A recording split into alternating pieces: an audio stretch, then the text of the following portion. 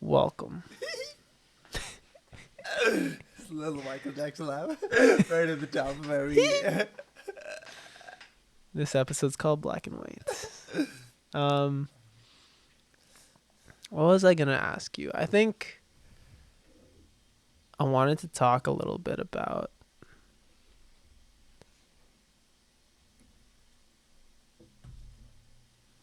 finding purpose, I guess was the thought.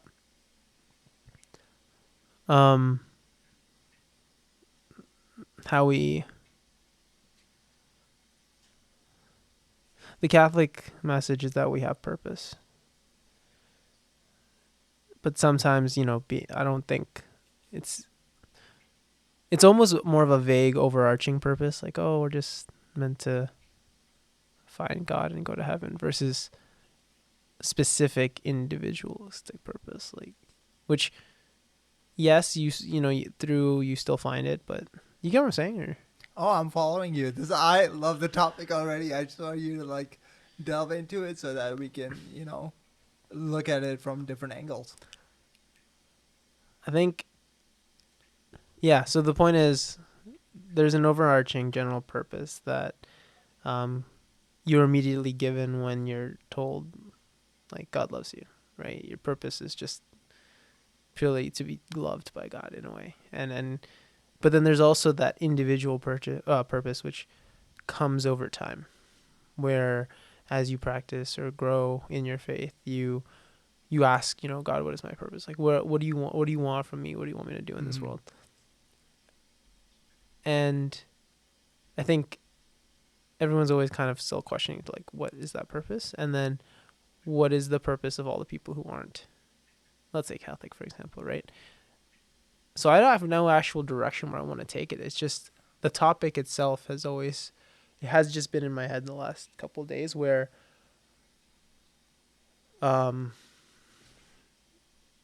as you know, basically, like, I have like this, like, basically I've like, we have jobs, we have other things, we're doing this as well. And so I've basically really been thinking a lot lately more about what is my purpose, I guess. What am I meant to be doing this? Am I meant to be doing something else? Okay, so let me jump in. So you started off by talking about the general Christian Catholic purpose of being loved by God, serving God, and eventually getting to heaven. Okay? And then you sort of asked, but what about our personal purpose? And I think that question was interesting to me, because how do you translate being loved by God and getting to heaven into your day-to-day life, right? Because if I took that explicitly word for word, that would mean going to mass every single day, like being very pious and praying, literally putting God over everything else in my life. And maybe it's, I guess, my shortcoming, because that life does not appeal to me. And the way I sort of squirm my way out of that is I tell myself God has put me on earth to just do other things, not just do that. And it's so let me even pick at that statement. Then I have problems with people just claiming God told me to do this, because I don't hear God speaking to me, or like I don't hear his voice in my head. I hear other voices in my head, but that's just like more craziness coming from the inside, right? So yeah, I'm just trying to ease my way into this, because there's just so many things. Because straight off the bat, and maybe we come back to this, maybe we don't. When I hear the word purpose, I sort of think about the philosophy of like Albert Camus and other guys who sort of spoke about nihilism, where to me it's so easy to fall into the trap of, we can pretend that each one of us has purpose in life, and kind of like religion is just a story that you tell yourself just to move on to the next day or get through something difficult. But have you ever asked yourself, if there is no purpose in life, then what happens? Yeah. And that's a scary thought. Do you think for yourself personally, everything would fall apart if that became the result of all your thinking? You kind of just concluded you know what, there is no purpose, would that give you literally no reason to live? Would I you? think for most people, the no purpose to live leads to just hedonistic pleasure seeking Mm-hmm. behavior, right?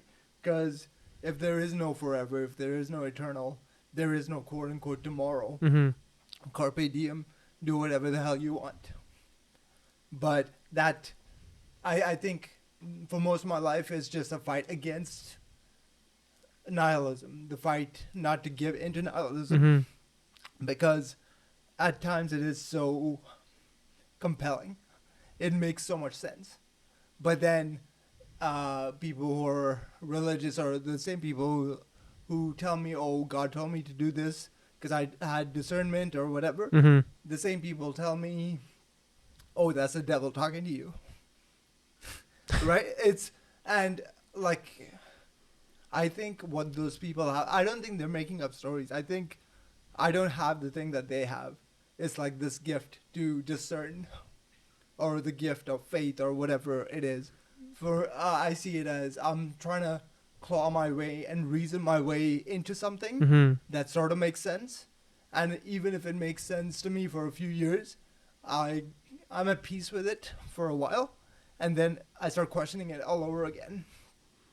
Well, sorry to kind of go back a little bit, but it's funny you say the whole, maybe these people have a skill that you don't have, because I don't know how common, but I've definitely met a few people in my time who use that, oh, God told me this, Yeah. to justify actions. Then you kind of tilt your head a little bit, and you don't want to say, did he though? But you kind of feel it like in your bones. Like you're just like, why, right? Like there's just so many question So marks. I'd say when I was younger, I Mm-hmm. tended to have more of that reaction. Mm-hmm. But at this stage in the game, I can almost, I don't know if I'm just, if I choose to believe this or what it is, but I sense that, okay, this person is actually convicted, genuinely convicted that this is what they're supposed to do. And that leads me to question, what is the difference of you believing Mm-hmm. that God told you to do something versus God actually telling you to do something? Because we talk about religion and faith Mm-hmm. as a leap. It cannot be justified by pure logic. Yeah. Like, no matter how much logic you add to it, there's always a leap.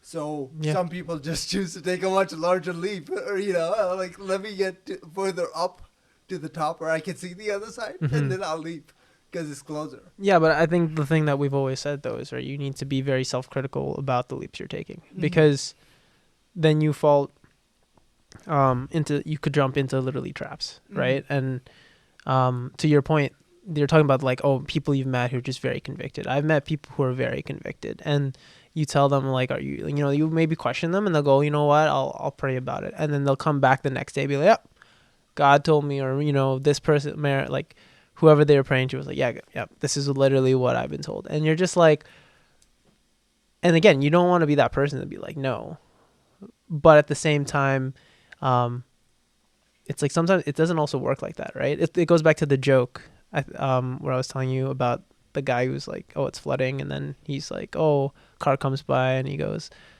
hey, get in the car, and he's like, no, God will save me, and then a boat comes by later, and he's like, no, God will save me, and then a helicopter, and then he dies, and then God's just like, what do you want from me? I sent you a car, a boat, and a helicopter, and like, it's like people are basically maybe expect it, so then you think and feel very convicted, but in the stuff they're just very self-confident.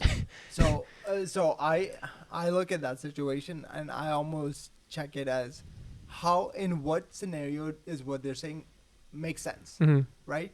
Because someone who is secular or someone who hates God Mm-hmm. and hates religion could come up to you and be like, okay, so explain to me why you believe.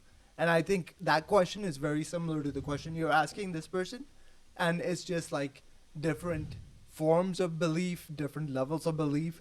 In both cases, both of you could be just talking out of your ass and like not actually know, right? Mm-hmm. Yeah. So, like, I see myself in that person, and I also don't connect to that person all at the same time. But again, there has to be some form of framework that you can kind of plug in a situation and say, okay, is this person doing or hearing it from God, or are they kind of just using that as a catalyst or a tool to go Yep. with what they want, right? Catalyst is the wrong word, definitely tool. So, like when people tell you, when people speak in tongues, or when people say the Spirit has moved them, Mm-hmm. how do you react to those people? Do you think all of them are being disingenuous? No, not at all. But there's a difference between someone saying they've experienced that and someone else, like someone saying they've experienced, let's say, like, the gift of tongues, which I've heard again from my, like, what I've been told, when as a someone who is in like the vicinity, who just hears it happen, there's something they say angelic about it. Like they can't. It's it's like a feeling, like it's like almost like maybe a warm, something warm comes over you. Like, I don't know how to define it, but the point is there's something that they say is undefinable, but they feel when they hear it. Mm-hmm. Then you have again someone else though who will say again. I'm very much more specifically focused on people who would be like, let me pray about it, and then they go a couple days, Mm-hmm. and they're like, yeah, I'm very convicted. This is like Yeah. where I go, what was the process there? Like, and probably like there are people again who are right and they are being told this is what it is, but there are also people who are just using that as a tool. So I'm more focused on that, right? Not so much someone telling me like they have gift of tongues or Sure. gifts like Okay. that, because Okay. that to me it's like, Then let me refocus on the yeah, person that says, "Okay, I went and thought about it, and God definitely wants me to do it." yeah, Right? That person is kind of interesting to me because they can fall into one of two camps. Either they're unwilling to introspect and really question themselves out of fear of being wrong. mm-hmm, Because when you commit so hard to something, there is a massive element of fear that I just put all my eggs in the wrong basket. So I might as well pretend that I made the right choice, and that it's true. Like fear leads you to do some crazy things, right? I And think. now, Sorry, I was gonna go back though. If you take a step back though, I was actually going to use the fear. I was actually going to bring up fear, but I was going to use that as an element of when someone is genuinely feeling called. mm, Because when you feel like you're being called to do something, same thing. You fear being wrong. You fear that maybe you're not hearing it right. So you tread lightly. You don't then just punch through the door and go, "Yep," and then announce it too, especially to everyone. Nope, yep, this is what God wants. Instead, you're kind of like, I'm not sure, right? It kind of, to go biblical for a sec, like the Moses, right? The story, like the whole story of like, he hears a talking bush and then he's not like, yep, here we go. Like he's literally like, me? Like, are you sure? And then still the whole time being very like, what the heck? Why am I doing this? Right? Um, in a way that kind of, that fear is a good indication that maybe somebody is actually on the right path, because they're being pushed into an uncomfortable position that they don't necessarily feel like they want to be in, versus the people who are very convicted and feel very excited about it. I'm not going to say every situation, but I think in a way that might be more of an indicator of someone who might not be fully being called. Maybe this is kind of a bold statement. I'm making the claim. I'm not making the claim that they are being called. I'm making the claim that they are not being called, Oh, okay. and because that they've told everyone already Yeah, yeah, that yeah. God Okay, so spoke to we're on the me. same page. Yeah, Yeah, yeah. yeah, What yeah. I just said is what you It's said. Okay, sorry. basically what we're trying to say is fear is all around us. Like if you do Mm-hmm. one thing, you get fear. Like fear gets you one way. If you do the other thing, fear gets you the other way. Mm-hmm. The case that I brought up basically said you just proclaim to everyone that God and I are tight, Mm-hmm. right? But now if you have doubts about it, or if things are not going as planned, you're not going to tell everyone, oh yeah, by the way, I just lied. Maybe God didn't talk to me. Mm-hmm. Because how are we going to validate that anyways? Yeah. So that's where the fear of acknowledging that you're wrong comes from.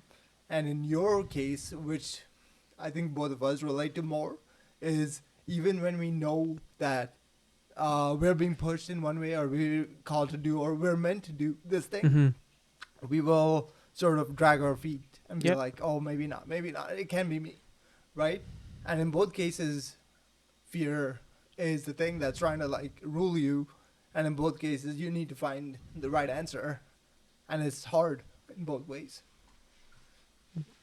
Yeah, but I would say it's less hard for the first, for the former. I think when you're um confident enough to just kind of, like you said, announce into the world, the fear of being wrong in the end wasn't that big of a fear, or you wouldn't have said it in the first place, right? Let me question. I think I want to bring this person out, like flesh them out a little more. Okay. So I'm almost asking, like, what are their motivations for claiming that God spoke to them? That tends to come from a place of insecurity or pridefulness, or Or just it's like general I need to genuine feel more excitement. If we special. want to be more positive, you can say genuine excitement. They're genuinely excited by Okay. what they think God's calling them But towards. see, it's different. If you're genuinely excited, that Yeah. doesn't mean that you're unwilling to admit when you're wrong. I'm talking about someone who proclaims that, Mhm. yeah, God told me to do this and we're tight. And now that you realize, oh, maybe not, the person who is prideful, the person who is insecure about being left out, Mhm. that person will cling to that even more. Because if they don't have this special relationship, what do they have? I agree with that. That's fair. Right? And that's where the fear sort of eats away at you. So you're saying, but like, I guess going back to what you're saying, then you're saying that's harder, or just as I'm not hard, or claiming.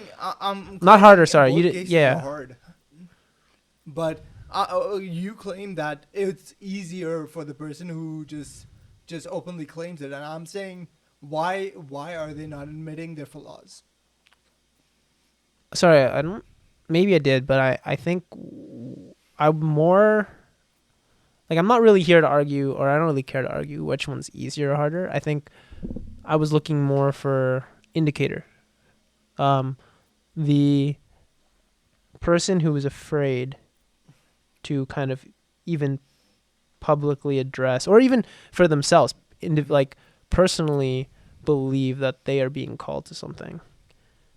I think that fear is a good indicator of probably being called to do something, potentially. Not all the time, but because the idea is that it's uncomfortable, and you're not you're so uncertain, which is usually what God wants, right? He wants to push you into uncomfortable positions to make you grow. Again, the Moses story. And even if you want to like remove the God factor and just talk about human Mhm. psychology, there, it's pushing out of your comfort zone. Is Like, growth in general. yeah, Yeah. exactly. And like you are gonna question yourself. You're going to be very like ambivalent and like, what if Mhm. I mess everything up? What if the things I already have are going to crumble as a result Mm. of this action?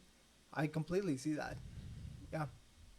So it's valid. It's a valid fear most Mhm. times, but the whole paralysis by analysis, right? Like, the more I sit down and think about it, the more I'm actually moving away from what I'm supposed to do. It's funny though, actually, because if you're saying take away God, right? What if you took away God and applied this to, again, just like a secular look, right, or secular view? The person who actually just has more confidence is better off. It's actually worse to second guess yourself, I agree. because there's no um you the only reason it was good in the initial example was because it's an indicator that maybe God is calling you to do something that you're uncomfortable with. Mm. In the other situation, if you're kind of not overly confident, but if you're confident to the point that you're ready to just say, this is what I'm going to do, this is what I'm ready to do, it's the whole fake it till you make it kind of mentality, where Mm. this person is just ready to go in, and it gives them the opportunity to do something, like push themselves. Mm-hmm. They probably still feel uncomfortable, but they're willing to put themselves in there. While the other way is much more crippling, and you'll fear not being like good enough, so then you don't try, and that's worse. Okay, So so it's like it swaps, I I think I think. see it two ways.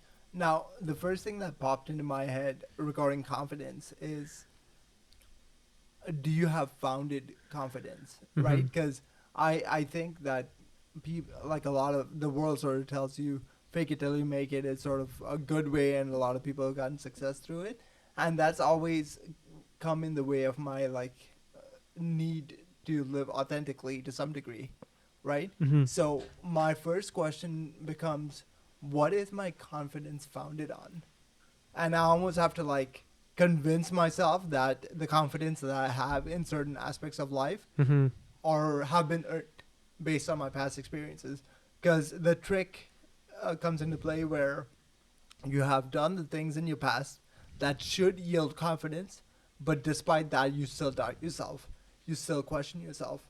And at that point, you have to sort of step out of the fear. Yeah. Versus the other one where you just have confidence because one day you woke up and decided that you're going to be confident. I think that kind of confidence does not last. When you truly get tested, either you lie and you sort of cover your tracks, and that's Mm-hmm. where the insecurities come out, because the confidence that you're projecting is based on nothing.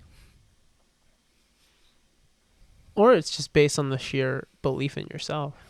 Yes, but what is that belief in yourself based on? I think, for example, belief in God, belief in yourself, belief that your friend is going to be there for you Yeah. is based on their past experience. Okay, let's play, a hypothetical here where the person is um confident solely on the basis of a delusion that they're just great. Mhm. They're just great. Yeah.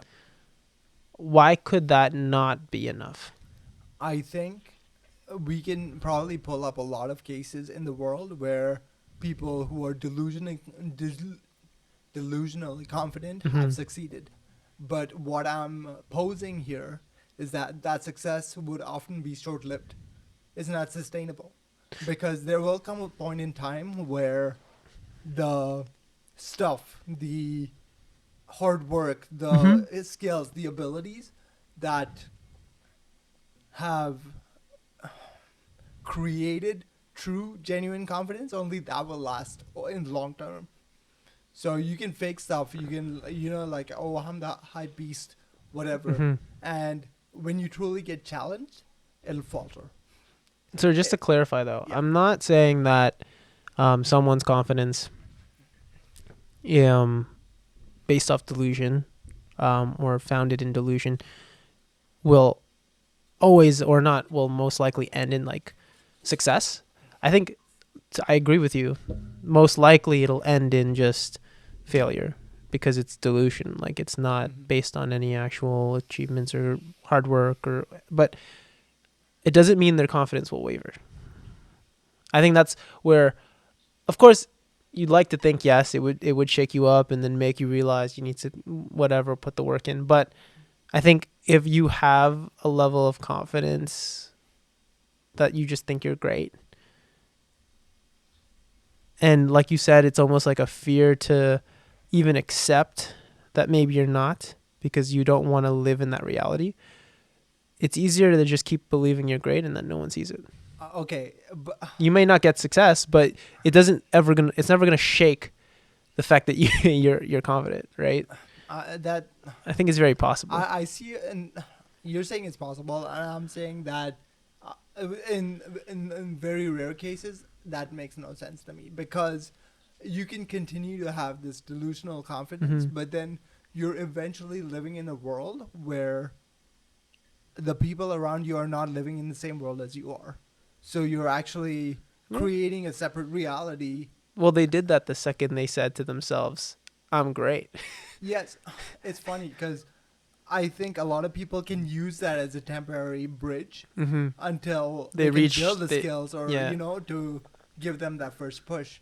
But the reason I completely disagree with the existence and the persistence of delusional confidence is that the person who has a delusional confidence about themselves is just going to create an alternative reality where every single person around them Hmm. knows that they don't have the stones to back it up.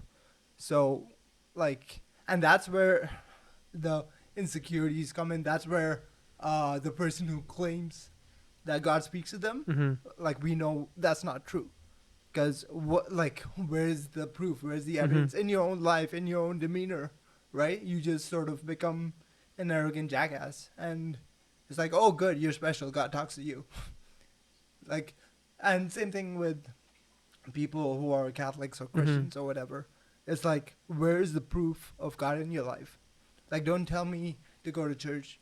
Like, show me that you actually love God, that you love your religion through your actions, Mm-hmm. through the way that it has affected you. Yeah, I agree with that. I'm more about action as well Yeah. over words. But let's go back. I think I really like the way that you brought up purpose. Can we look at it Well, I wanted in to look at it yeah. through a non-Catholic lens. Okay. No. So why purpose? Like, are you questioning your purpose or what you're supposed to be doing, or you feel like you are doing the thing that you're supposed to be doing, but there's this nagging feeling in the back of your head, like, is it really? But okay, so to sum up, or to the best of my ability, to sum up why I even brought this up, I think there are so many different ways to approach a person's purpose, especially on a secular, in a secular viewpoint. Um, my purpose is to just be a good father, son, succeed at work, good career, be a good person, and they're all good purposes. And I think that's where I've kind of found myself. Like, is my goal just to be a good person and be a good husband, live a good life, and be a good impact to the people around me, like base level purpose, just essentially do good, be good, Mm. or is there more? Right? Is there more of a um,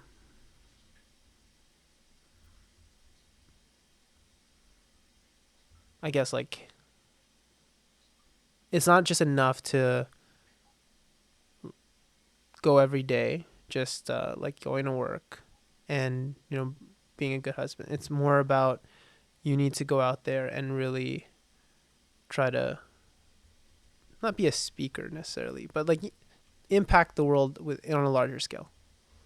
Okay. I'll answer your second part, and then I saw a question in the middle there Yeah. that I feel was not addressed.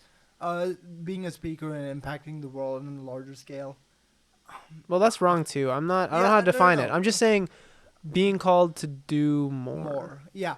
Okay. So more, some anything. I don't know what that is. I think in each person's life, you, based on the attributes or the skill level or the talents you have in different areas and your potential in those different areas, you're just, for example, one person's just gonna like go ham and, like, climb up the executive ladder at work and really, because Hmm. that's where they get fulfillment, that's their purpose, Sorry, that's can what I they're. clarify really thing? Sure, go ahead.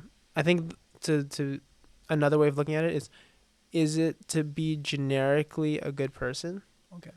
or is there a fine, not a finite, more definitive role, a definitive purpose that is specific to the individual? Like, so this is a better way of looking at it, because I wasn't happy with the way I was seeing it initially, because it was like wrong. I just felt it. I was like, this is not what Yeah, I'm trying to yeah, say. yeah. Let's say your purpose is you're going to we're gonna go biblical again. John the Baptist. He was okay. He was a speaker in a way, right? But remove all that. He was supposed to be the, um, what is it? The kind of like the opening show for God, for Jesus, right? Like, the idea is that was his role. Or if you were, let's say, be an apostle, your purpose was to follow Christ and then be an apostle and then do something. Or Spread this the word. this is a bit of a joke, but not really. It's like, or if you're Judas, Yeah, like man. like A lot the of people like struggle with his role, like, in the world. right. Yeah. But like, what if that's your purpose? Like, it's in a way, right? Yeah, There's this. the Judas is a whole can of worms that a lot of people like really question. I had the same question about Mary, actually. Mhm. Like, what if she said no? It's like, Yeah. No, Angel, I don't want a random baby in my uterus. See you tomorrow. I can't deal So, with this. yeah, Yeah. yeah, yeah. So same thing with Judas. Like each one of them had an option. I had a choice to opt Yeah. in or not, and like Judas went all for it. You know. Do you ever see though the whole what angels really look like? Sorry, this is a bit of Oh a yeah, tangent. I know. And The then the whole creepy. when you look at the biblical message, it's like do not fear. Hmm. It's like why would you be afraid of a man with wings? That's so weird. And it's like because the reality is you actually saw that, and Yeah, you're just like yeah, like I would actually be pissing my pants. yeah, yeah, yeah. Oh, It's I'm creepy. pretty sure I would have be like, yeah, put a uterus in me. Like, just don't kill me. Do whatever you want. Just as long as it's human. Yeah, like that's fine. Just Anyway, no, let's go back to what you were saying because I think this is a very yeah. um okay. Back to purpose. You're correcting yourself on. It's not necessarily about public speaking and like It's not to be like, reaching a oh, wide like I'm gonna audience. be some huge celebrity pop. Like I really actually like knowing like you knowing me. I'm actually very. I didn't want to be in front of the cameras for this at all, right? Mhm. Um. So, it's more yeah though. Like, is there a definitive purpose? Like, or like for example, maybe I kind of always thought of this idea where, what if one day I meet somebody who just I happen to be able to have a conversation with them that just directs their life in a different direction. You know, in a Like you direct their life in yeah, a like different the direction. conversation changes their life, let's say, and they decide they are going to just improve on themselves, right? Maybe not even in a Catholic way, just like they decide to just change their life, like their career path, and then Mhm. that career path impacts I don't know some community. Let's say, like, because they're in, they become a social worker, and then so they impact a community, and then in that community there's a kid, and then it's like the whole trickling effect of like the Butterfly butterfly effect. effect. Um, thank you, because I was gonna get to it. I was like, that's yeah. Where my purpose was to just direct that person to that job, so that that job could then affect, and then that's your like that was your purpose. That was your goal. Okay. On top of always like I think the general purpose of being a good person, that's always going to be there. But I think in the grand scheme of, if quote unquote a design, what if you have a purpose like that? So are you saying that it's too simplistic to like because the way I see it, you would not be able to meet that person to be able to say the right thing at the right time and have the Mm-hmm. wisdom Mm-hmm. if you did not continue to pursue your own overarching purpose. Which is So it's just being a almost good like person. different particles in space interacting with each Mm-hmm. other. So because you have charged up all this energy in yourself and like you built all these skills, the ability to just talk to people, which a lot of people Mm-hmm. miss, and the ability to be open. If you didn't work on yourself to that degree, then when this opportunity came by Mm-hmm. you, you wouldn't know the right things to say to this person, and they would not pursue the social working thing that would change a whole village or a city somewhere.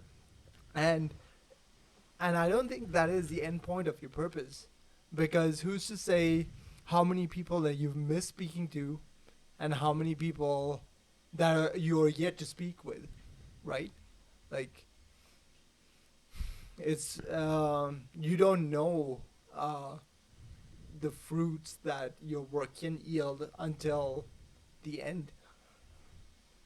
Yes, but in pursuit of, like you said, just being a better person, improving on yourself, you fill a role, like because you are given a different set of skills. So you improve on certain skills, in which then prepares you for that moment, right? So to your point, to kind of elaborate more on what I was saying about my purpose, let's say hypothetically being to do this, where I talk to this person and then it causes a butterfly effect.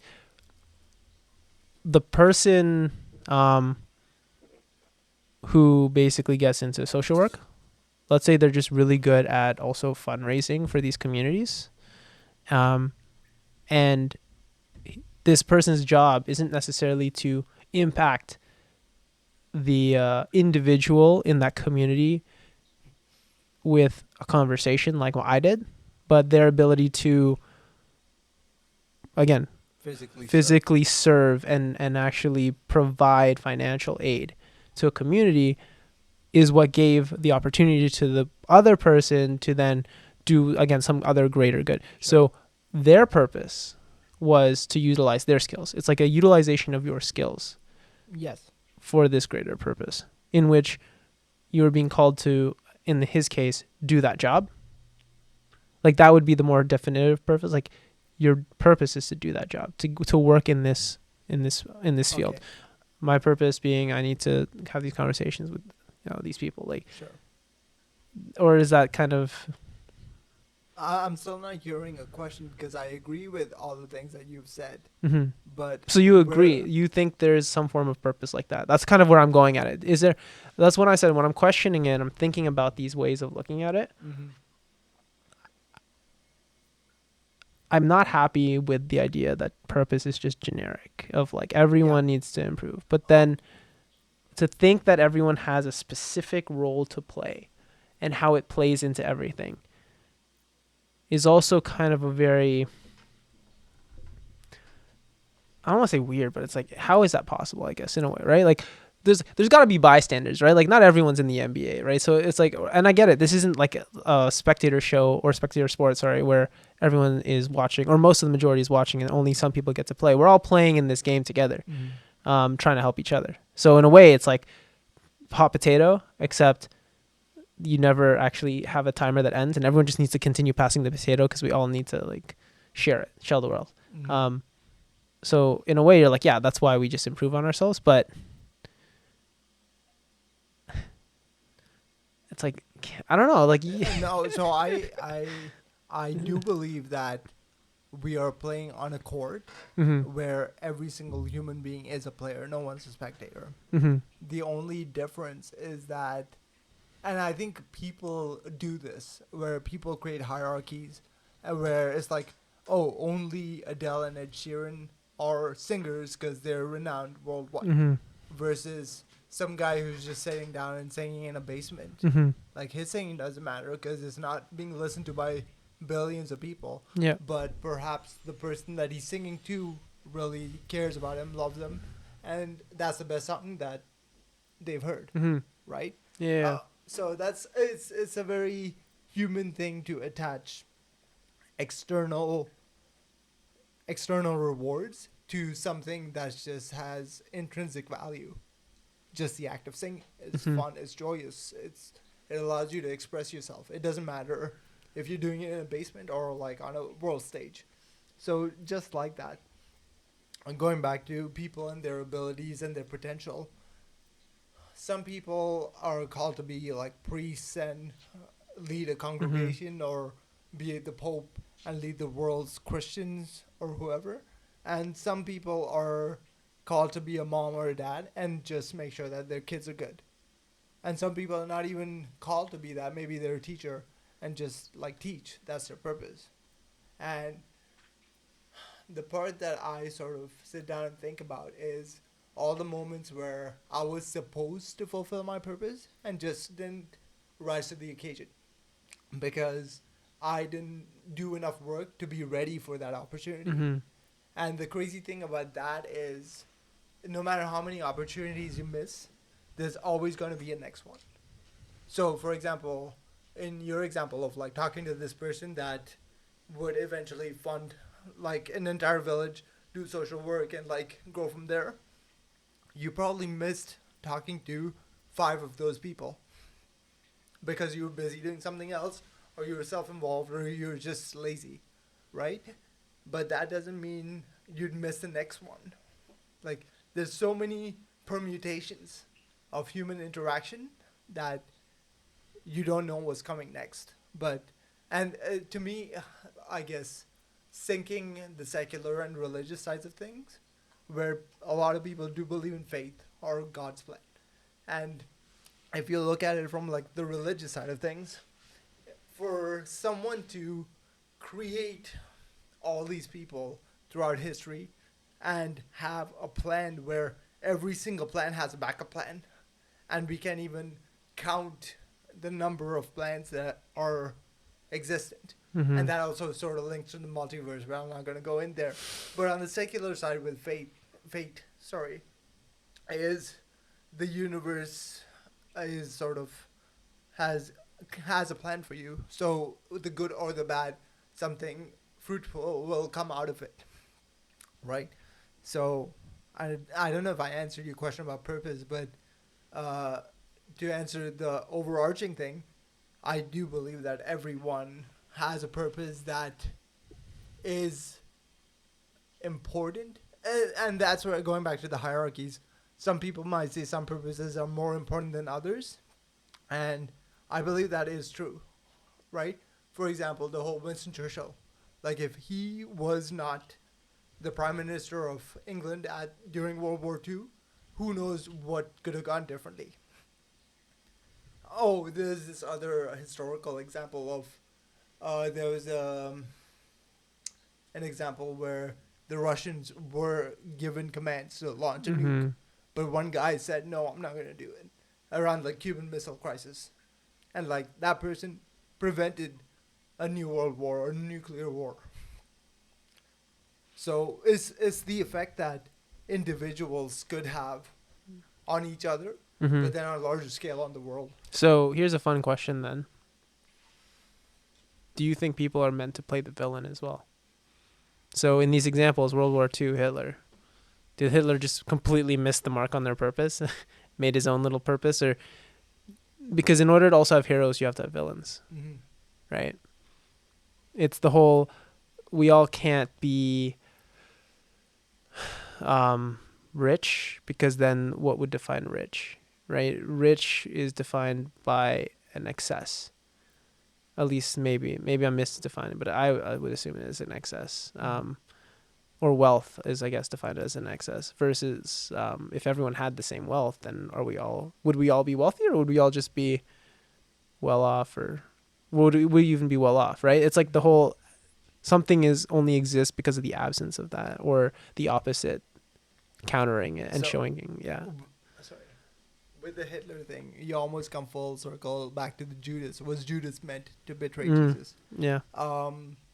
And the way I make sense of that is each of us are born with certain nature and nurture factors, right? So he probably had, well, he did have his experience in World War One and like Yeah. the crash of the German economy, all that stuff. So who's to say that the person who was meant to speak to him to prevent him from going down that path just wasn't ready to have that conversation? Or let's not put it on everyone else. Or maybe when the person had that conversation with him, he was unwilling to listen. He was unwilling to relent. Um, Now bring that back closer to today's world. Mm-hmm.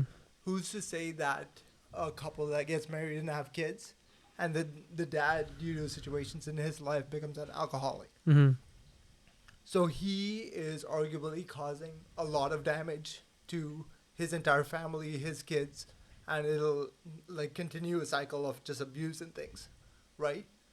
So, like, how open is he to acknowledging that he's messed up and changing?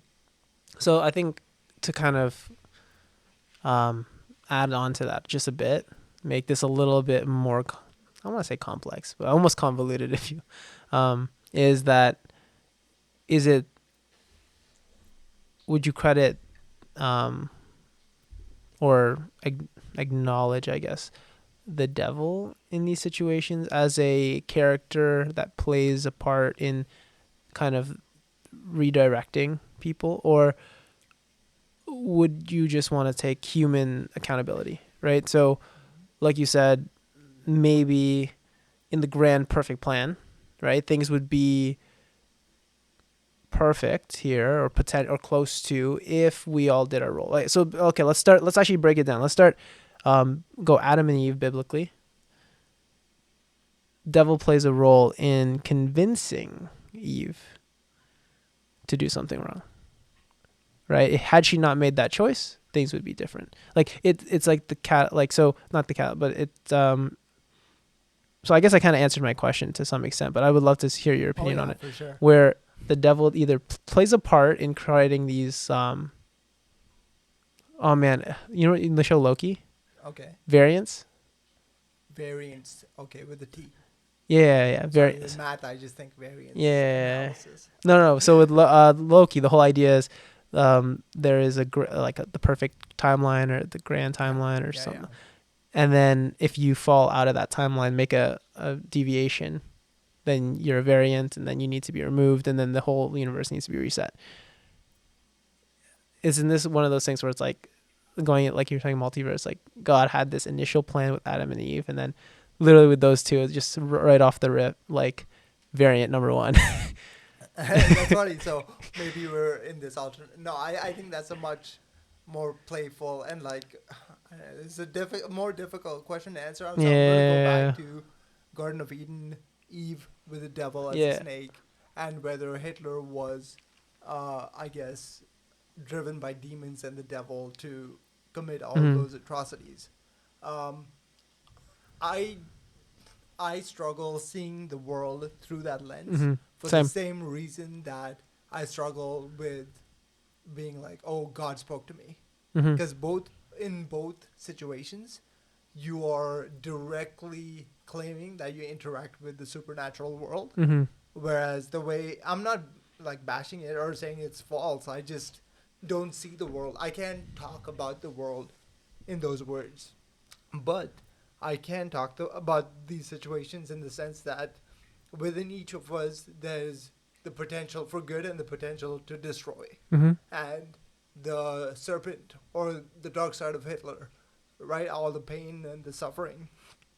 Uh, they just decided to push it outwards instead of like trying to work on it. They're like, no, the world needs to suffer with the way I did, Mm-hmm.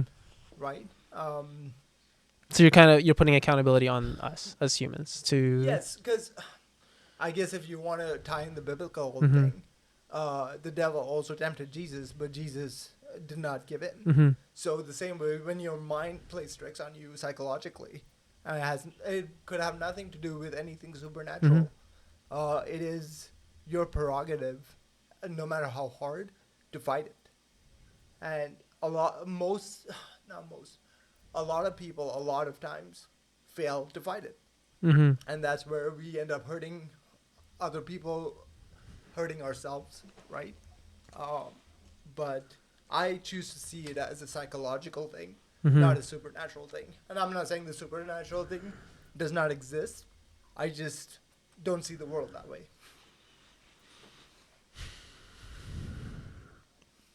I think I've been on both sides of the fence. When it comes to seeing it supernatural, and then also just refusing to see it supernatural and kind of just look at it more re- realistically, Mm. Pragmatically. pragmatically. Yeah. I was gonna say pragmatic, but I was yeah. Okay. Well, no matter what we say, you're gonna like rub someone the wrong way. Yeah. But Yeah. as long we're both on the same Yeah. page. Yeah. Yeah. Okay. Cool. So, and the reason though is because I'm sorry. There's so many ways to go about this. So I was talking to someone else, friend, one of our friends, about conspiracies, right? And there's this. It's interesting where when you want to discuss certain like political topics, there's almost like a little left turn that you can make where you start to teeter into the conspiracy alley where, oh, what if the government's trying to, and you don't want to because no one wants to, be that conspiracy there. Like there's almost like you discredit yourself almost when you start going down that road. Mm. But it's when I imagine myself in the like as a political as a political power, that's actually one of the best tricks I could like create is do things that are so outrageous that people would be like, you would never do that. And it's like, yeah, why would I? And then no one wants to ever really try to push that idea that I did that because it's the whole, and then to kind of bring it back, it's the whole, the devil's greatest trick is that he made it so Yeah, the in world Pirates of the forgot that he Caribbean, exists, yeah, right?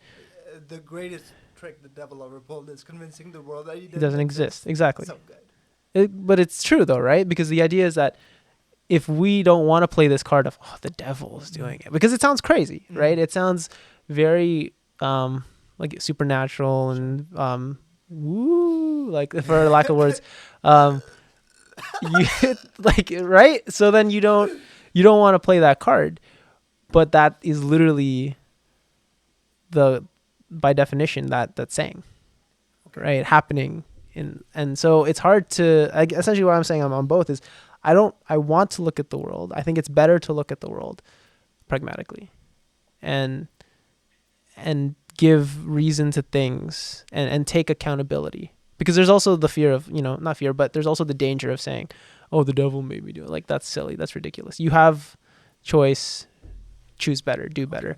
But it's also good to acknowledge. You know what I mean? Like, it's like. So let me explore that a little more. So I think the trick here is you want to see the world the way it truly exists, and that does not necessarily mean where supernatural stuff is false. Because if the supernatural stuff is true, you want to see the truth where, yes, the good stuff, the God, the angels exist, and the devils and the demons do exist. And we pretty much end up in a place where you're really questioning the existence of religion, right? Because if you believe in your religion that says there are guardian angels looking over you and there's a God that died for you, by default, the devil exists. Yep. And the devil is trying to convince you to live a life that is opposite to what God wants you to do, in order so that you don't. Yeah. It's funny because back when I was like 14, 15 years old, when I didn't like leave my room or, just like spend time thinking to myself, I was wrestling with whether or not I believe in the existence of the devil. And that's when this sort of like train of thought came to me where, okay, if I truly believe that God is real, angels are real, I don't have to ask the other question. Because by default, the devil is real. Yeah. But and at this point in time, sometimes I even question whether God is real or angels are real. So now I'm like, okay, I can question both ways. And if I choose to go down the path of the non-supernatural, like psychological analysis of people, then okay, that makes more sense because it's balanced. I would find it very interesting to hear from a person that believes that God and angels are real, but doesn't believe in the devil, because that's where the trick lies, right? It's like, oh, God is there, he loves me, and he's sending angels to me, but the devil can be real. That's just too horrible to imagine. I think that'll be very rare, though. I don't imagine someone who gets very, or kind of believes spiritually in God doesn't then attribute the bad in the world to not God. So, right, because for most people, or at least, I've been watching some videos as well about for atheist arguments as well, where one of the issues with believing in a God is how can then all this travesty and evil occur, right? How does God allow that? So I imagine someone who's spiritual, who believes in God, must answer the questions for why is all this bad stuff happening. They have to attribute it to the devil. So I don't know. I can't imagine that. Out. I think that is the easy out. It is an easy out. I'm not saying it's not. It's just the more complex answer, or the beginning of a more complex answer, is literally the existence of free will. Like, even, and you and I sort of like have discussed this before. Yeah, of course. Where even if God has created us, just the mere fact that we can say no to whatever he wants, like, that causes suffering right away within ourselves. So it's like your mom tells you, go clean your room because someone's coming over, and you just say no, fine. Then someone comes over and like there's hair and clothes all over your room. It's like suffering. Yeah. I don't know. For who? Who's suffering?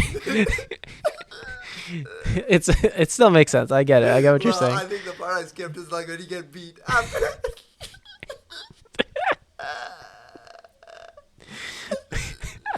Sorry, let's refocus. Yeah. No, it's the whole acknowledging the devil, not acknowledging the devil.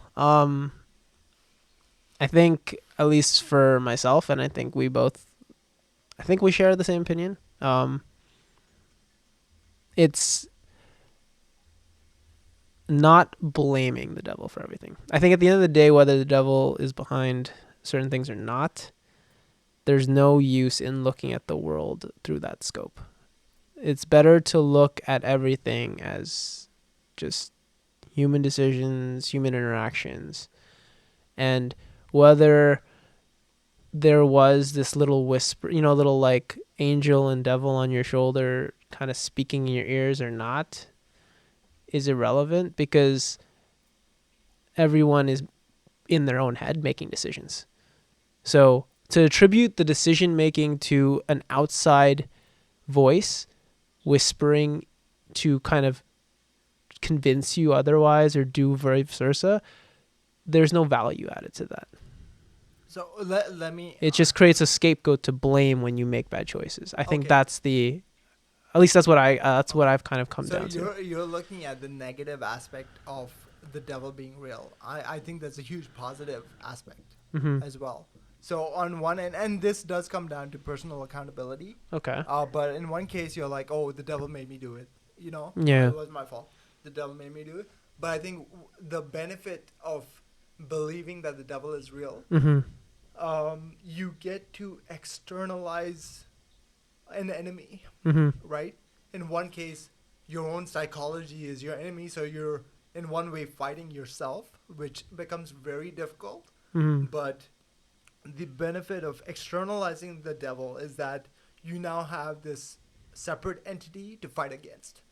And oftentimes, people are able to work way harder and surpass limits when they have that purpose, right? And to add on to that Mm-hmm. is, if you do believe in God and angels and devil and demons, you also know that you're not fighting that alone, Mm-hmm. because you have God and angels helping you in Yeah. that fight.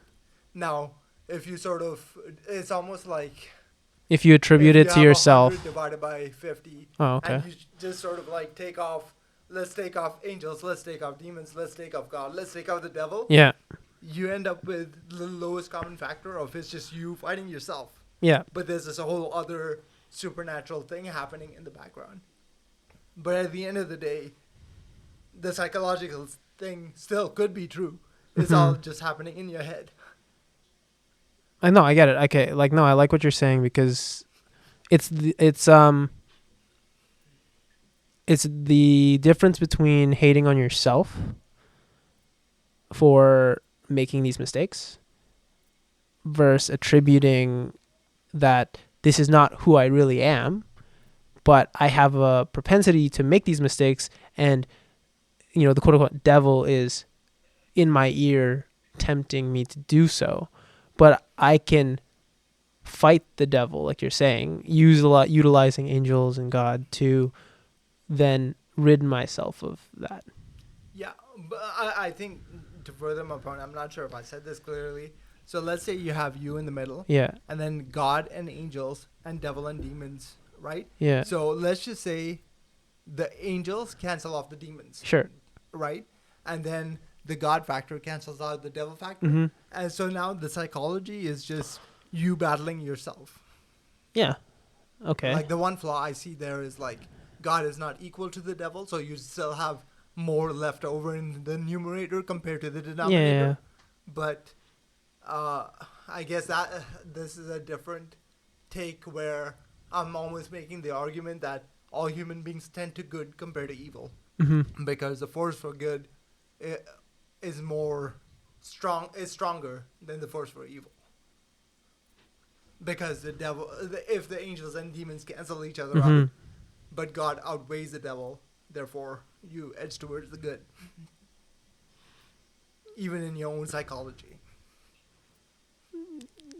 So sorry, just you're saying that is the pragmatic way of viewing things, right? It's like if you just cancel out the spiritual aspects of the internal fight that Mhm. everyone goes through, it just comes down to personal decision making. But are you saying that's a pro or con, or you're just saying that? I don't think it's a pro or con. I think if people struggle viewing the world through a supernatural lens, Yeah. psychology answers the question.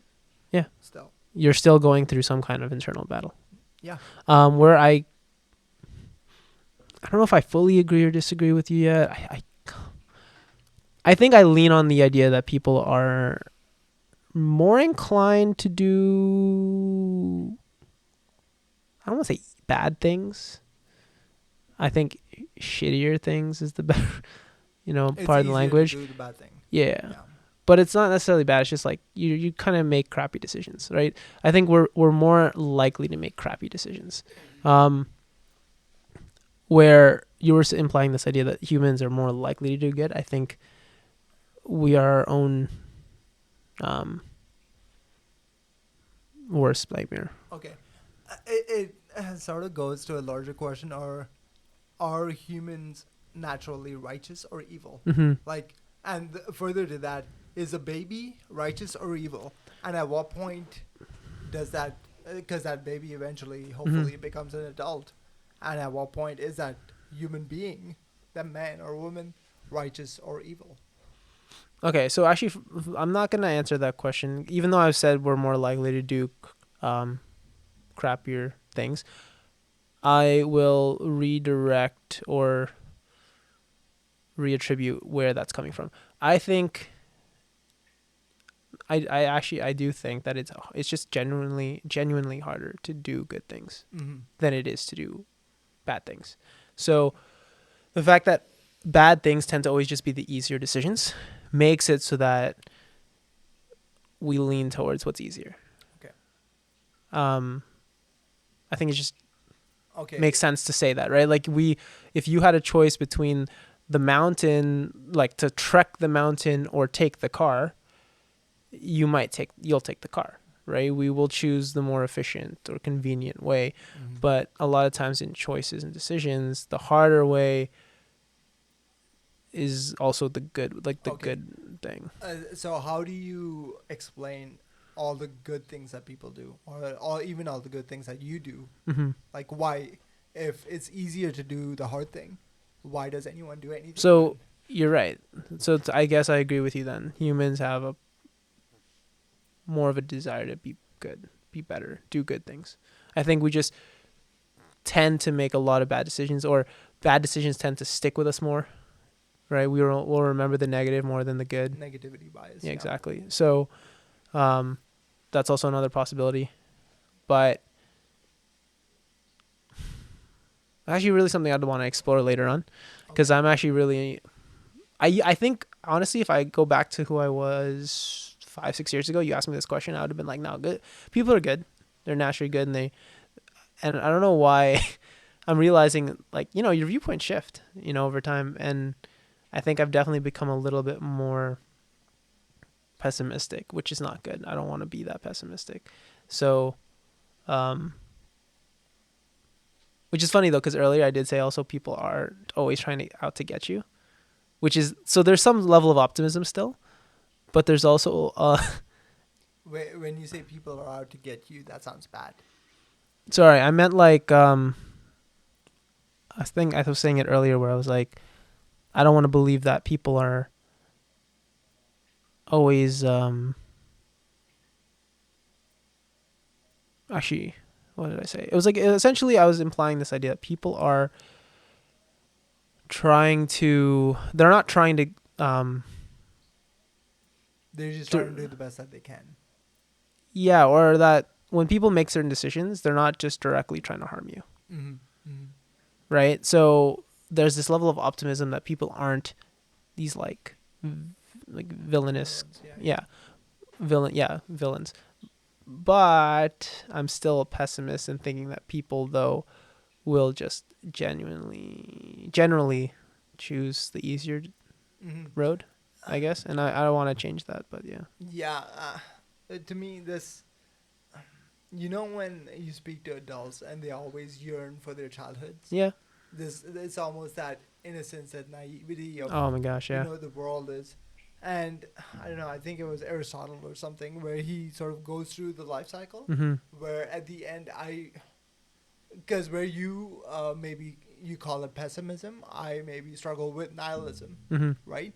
where it's like, what's the point? What's the purpose of anything that I Mm-hmm. do? And I want to believe that there is this point where I will be able to see the world like a child again, Yeah. and just that belief makes me want to like keep trying.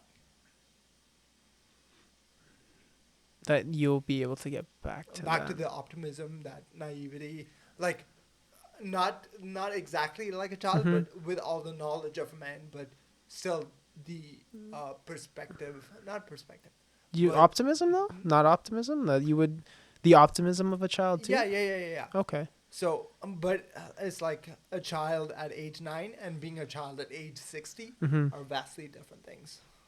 Yeah, I agree. And like, and part of me is like, is it actually possible? And that's the part I don't know. I do think it's possible. I do. Quick question though: do you ever watch childhood shows or? And I'm not talking like just random cartoons. I'm talking. I was going to say yes, like Captain Planet, Johnny Quest, all that Yeah, of stuff. course, Yeah. of course. But I mean, I guess more like nostalgic, basically moments tied to innocence.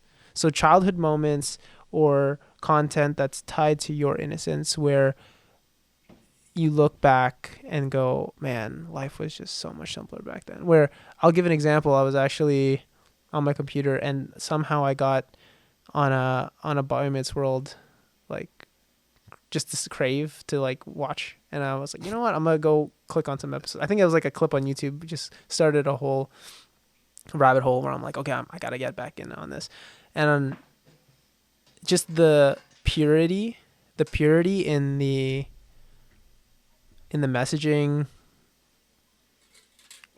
like in the yeah, the message of the show, right? The moral of each story, just the humor itself, right? There's just something that I was like, it reminded me of how I used to see the world, how I used to have so much more optimism and excitement,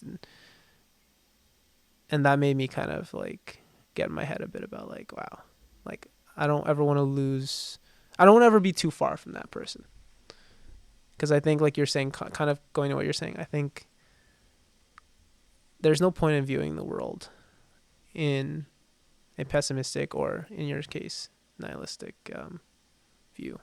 Mm-hmm. It just sucks the fun or life. There's like the sucks the purpose out of life, and you must keep your optimism in order to constantly, like you said, keep kind of So I stepping just forward. had this thought. I think one feature that's built in Mm-hmm. for human beings to regain that optimism is the mere fact of like having kids. Because when you have kids, you start seeing the world through Them them, again. right? Mm-hmm. So you do reclaim that.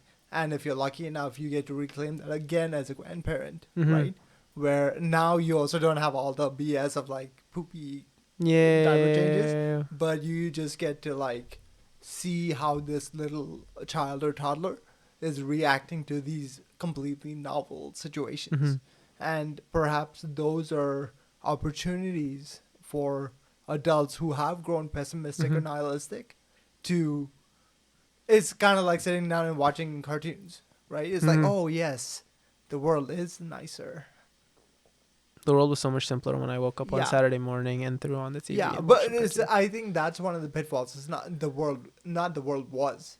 The world is still and has always been Mm-hmm. this way. And all the things, all the baggage that I've accumulated over the course of my life does not matter in like when compared to just the wonder of this world. Mm-hmm. So going back to the question I posed to you though, has there been anything nostalgic that has triggered that kind of optimism? Speaking like scientifically, the two things that usually bring most people back Mm-hmm. is music and oratory. So like your nose, certain smells or Oh, stuff your mom used to cook. interesting. Okay. Like your sense of smell is the most closely sensed tied with memories, which is crazy. Mm. Um, well, so yes, ask your question again. I lost my Have there been any yes. nostalgic experiences that have kind of brought back some level of optimism? sometimes it'll just be like a thought of like, oh, I remember something stupid my brother and I did Mm. when we were kids. I'm like, that's hilarious, you know. But it's so easy to just let go of those, you know, Yeah. those moments of like, oh yeah, that was fun. It's like, no, you're not supposed to have fun. You're supposed to be not. You almost, as you get older, you tie yourself to like an identity or an Mm-hmm. ideology, Yeah. and you're like, who am I if I'm not nihilistic? Mm-hmm. Who am I if I'm not pessimistic? Because when I was not pessimistic, I got burned by these five people, Yeah. right? So you almost get guarded. And the beauty of a child is that they're not guarded with anyone. Mm-hmm. Because if you've never been hurt, like, what's there to fear? Yeah. Yeah. It again. It's that innocence, right? The innocence that. So there's. It actually bit of a tangent, but I used to always wonder. It kind of answered this like a completely different question we'll go into later on, but yeah, I kind of was like, if I were God and there was a purpose to like even having creating humans and like loving them and stuff, it's to kind of like you were saying, see the world through their eyes, kind of that purity and innocence and like Mm. because and then if you um sorry, I'll go into that later. I don't want to actually go. Let me try to pick Yeah. this up. How do you fight pessimism and nihilism as an adult to regain that sense of childlike wonderment about the world? I think, is that not one of the questions? Mm-hmm. Mm-hmm. Yeah. So I think that if we can answer that question, like, that is one of the key solutions to a happy life, right? Whatever that means. Honestly, okay, I'll just chime in really quick. Truly, it comes down to not allowing those shields or those guarded like those memories of negative things happening affect your your interactions, not encounters, your encounters too, Sure. with others. Basically, don't allow it to affect How you treat the other next people. person that Yeah. you see. Now, how do you differentiate not allowing versus not acknowledging? Because those are very different things. Because in one side, it's like, oh, I'm actually not pessimistic. I'm Mm-hmm. not nihilistic. All those things never happened to me. And therefore, oh, yeah, I'm buddy buddy with everyone that I Mm-hmm. see. But the harder case is acknowledging that weight that's on you Mm-hmm. and still being open to other people. Like, how do you get there? I think you and I are just going back and forth asking each other questions because we don't know the answers, but let's just, But I think if I go into my own life, Okay.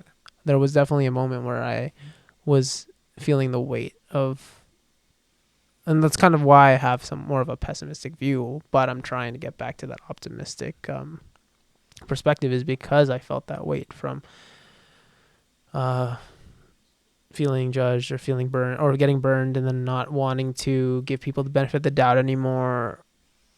Or especially it's maybe new people was easier, but then obviously the same person, it's Oh, like, yeah. why should Yeah. I give you another shot? I think one is when you internalize that everyone is literally just trying to figure things out, and acknowledging though that not everyone is also trying to just be a better person right off the rip. So some people are just going to be kind of Dicks. dicks. Acknowledging that that's the case allows you to kind of let go. It's kind of telling yourself this person just sucks. So you're saying like, well, they just suck. It's fine. Not everyone, but again, some people do. But Well, in a way, though, it's just you're not putting so much weight on saying, wow, people suck. You're just saying, unfortunately, currently in this person's state of being, they just kind of suck. But hopefully they get out of it. Hopefully they maybe become better. Maybe they're nicer. But for now, I'm going to try to improve on where I suck, because I'm sure I've hurt other people too. mm-hmm. So it's starting to create optimism and create a reality. It's almost like a somewhat of a framework where you categorize people so that you can not be jaded by saying, overcompensating and saying everyone or people are Okay. like this. You're just saying, well, these people were but these people were great. So people in general are just trying. So let me help you, I guess, dissect that a little further, because Mhm. I will reflect back to myself and Yeah. like who I've been in the last week or the last month.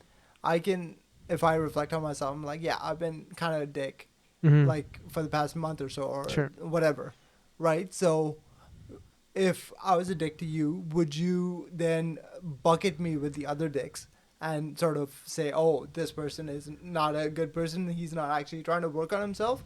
Or at what point will you check back in with that person and see, like, okay, have they changed? Because in Mhm. one case, you just shut that person out. It's like, okay, they're too toxic, they're too all Mhm. about themselves, they don't actually want to change. But what if that person was just going through a phase Mhm. of dickishness? And then now they want to seek out that change, and perhaps just check in with them would just you checking in with them would then enable them to change. So how do you draw that line Okay, so are we specifically talking about you or in general? in general? Because I think Why have bring I been really no, dickish to no, you? no, Okay. not at all. It's actually was thinking I was bringing it back to what we were saying about our purpose. Mm. If we may go for full circle for a bit, um, because the role I may play in your life, my purpose might be to affect you and the circle, the net of people around me, right? The web of people.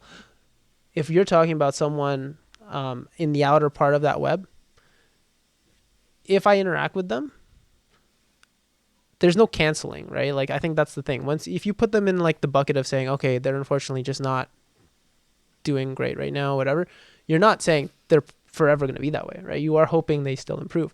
So when you meet them, you are going to be guarded with them. Yes. But the idea is that you're also looking for some kind of Indication. indication. Exactly. Now,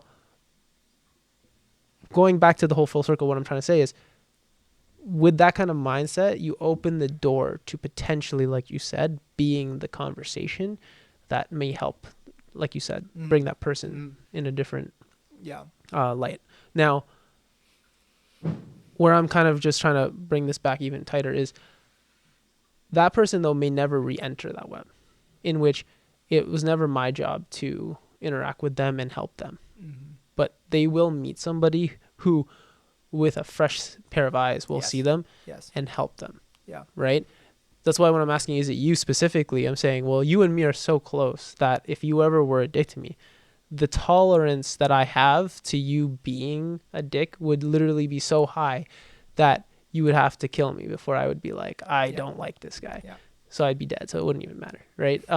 So the point is, I will always be that person in your corner to help pull you back out of Mm. anything. Yeah. While again, someone who's a little bit far removed can't be bothered, right? Unless that person and me Shows that they try.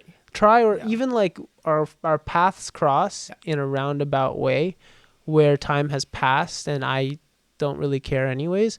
And denying someone help when they need it, I think is the worst thing you can do, because if you didn't like how that person treated you, then and you deny that help, you're just adding to maybe making them worse, right? So So I think these things are way easier to say than to do, because if someone truly hurt you and they're calling out for help, mhm. it is impossibly like difficult to answer that call but, or but want to answer but here's that the thing call. though, the person's probably most likely not going to be calling out to you.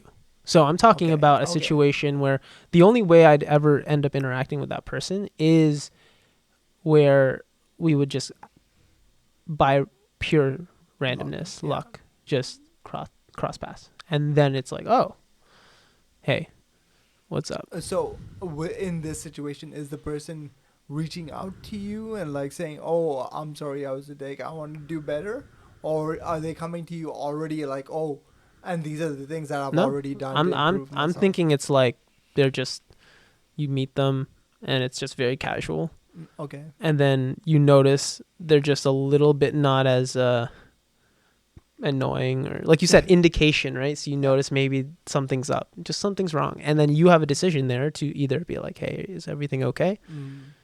or keep it very civil and then just walk away. That's kind of your decision, but you can, and then That's that door opens, and then all of a sudden you, like you said, become a role in their helping them recovery, or yeah, whatever yeah, it is. rehabilitation. Yeah, Back from the dicks. Back from the land of the dicks. I think that's a No, very like that's a very interesting. idealistic view of things. Oh, for sure. We're definitely simplifying a lot, because Yeah. the Oh, of thing that course. I have the biggest qualm with, or like the thing that's not sitting right with Mm-hmm. me in terms of actually acting, because Yeah. we can sit here and talk about what the right thing to say and do is, Yeah. but the fact of interacting with someone that has hurt you, like that takes Oh balls. yeah. Like this has got further from the dicks. That takes real Yeah. balls. Like because there's something about emotional pain Mm-hmm. that is, I don't know, it sort of It's hard to let go of. envelops Yeah. your brain, your logic, Oh your yeah. everything. It's So just it's very personal and private, right?